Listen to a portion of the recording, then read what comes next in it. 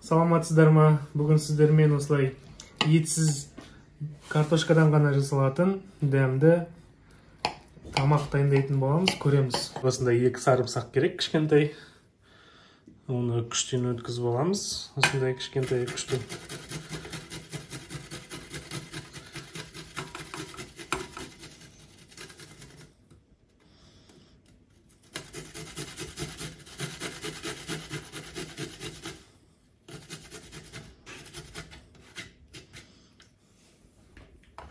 Және осындай пияз 2 штук. Оны да күштен өткізіп аламыз.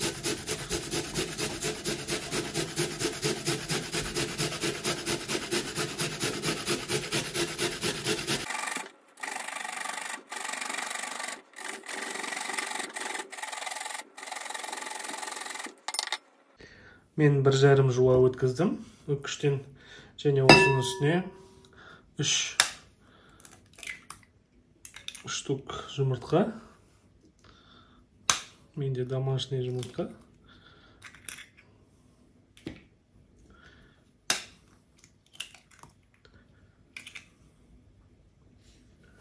Жақсылап араластырамыз.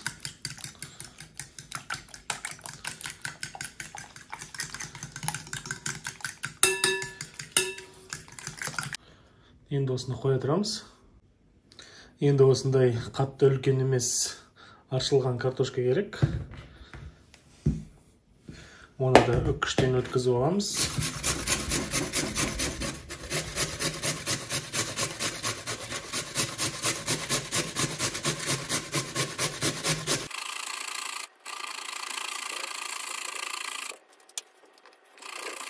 Және осы жұмыртқамызға осы картошкамызды араластырамыз.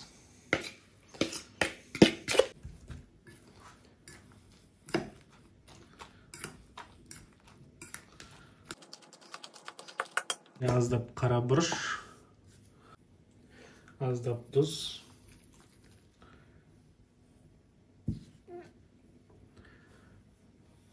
және 3 ас қасық ұн,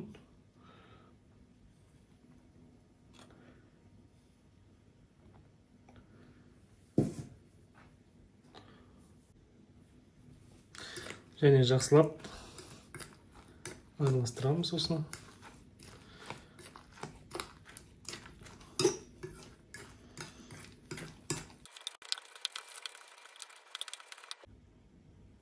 Енді ортасынан салатын салмасын дайындап аламыз. Ол үшін бізге осындай 2 штук қазанақ керек.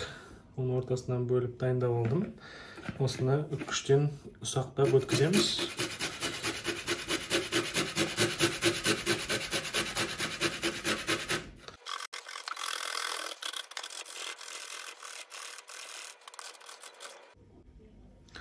Міне осылай үккіштен өткізіп алдық. Енді бізге осындай сыр керек. Сырды да үккіштен жақсылап өткізіп аламыз.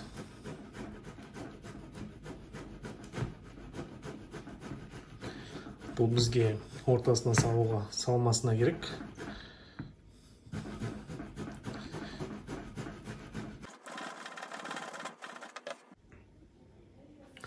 Енді осы қызанағымызға кішкене ас көк. Қандай бар үйде жасыл жуа, укроп, петрушка қоссаңыздар болады. Менде кішкене петрушка болған. Замороженный, соны қосып жатырмын. Және осы үстіне жаңағы үккіштен өткізген ірімшігімізді, сырымызды саламыз. Және осыны бір жақсылап араластырып аламыз.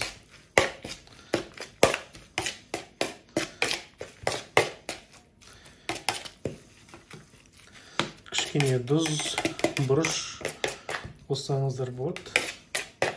Не осындай болу керек. Осындай құймақ пісіретін сковородкаларыңыз болса, осындайға, болмаса обычный сковородкаға пісіре берсеңіздер болады. Осы жаңағы үккіштен өткізіп алған картошкамызды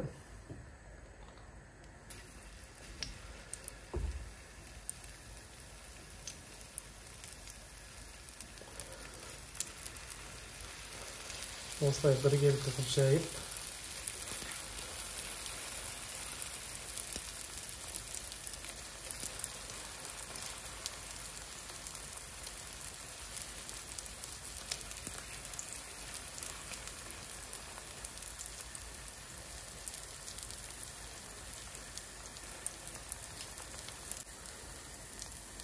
Осылай біркелкі қылып жайып, екі жағынан орташа отта. Бір жағынан қуырып алдық, пісіріп, енді екінші жағын айналдырамыз. Тағы да пісіріп аламыз 1-2 минуттай.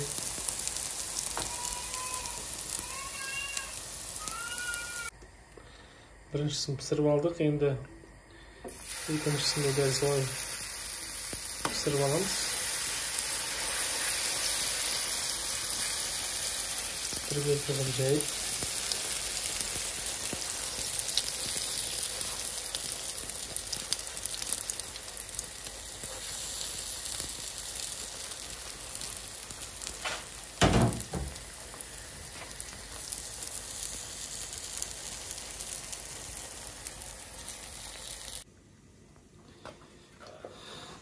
Енді осы картошкамыздың үстіне жаңағы салмамызды салып, осылай қатты қалың болмай жайып аламыз.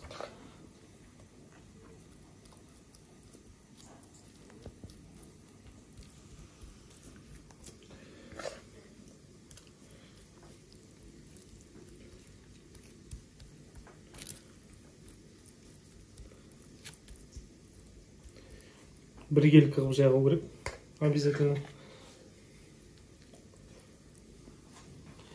Міне осылай. Енді осы үстіне екіншісін қоямыз осылай.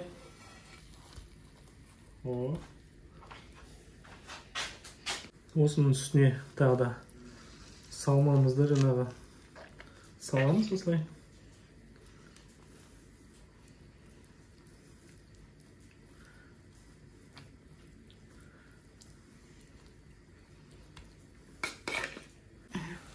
Енді үшіншісін осының үстіне бірдей қылып саламыз.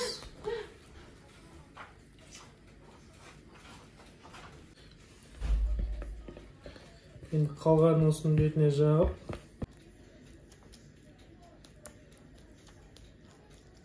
Бәрін пісіріп болдық. Енді үстіне үкіштен өтірген сиырымызды осылай жаямыз. Және сиырымыз ерігенше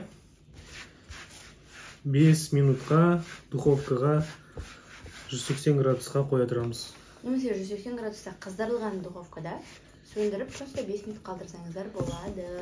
Сырларыңыз сапалы болса, тек осылай ортасына үйсеңіздер өзі ерейді.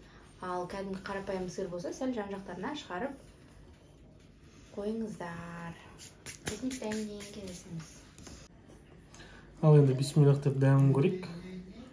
Міне ортасы осындай болған.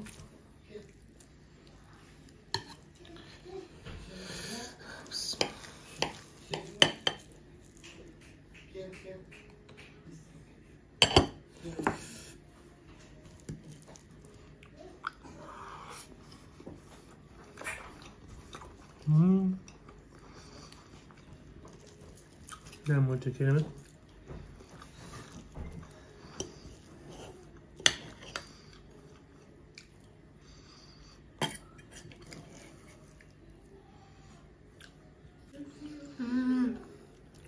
Достар, дәмі деген керемет екен.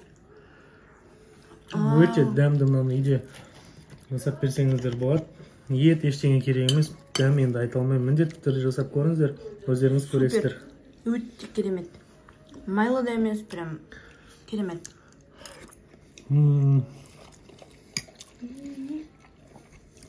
Ешкімнің миына кіріп келмейтін рецепт, өте керемет. Тамағымыз дайын болды. Міндетті түрде жасап көріңіздер. Каналға қосылып, лайк басып, комментарий жазамыз. Сау болыңыздар.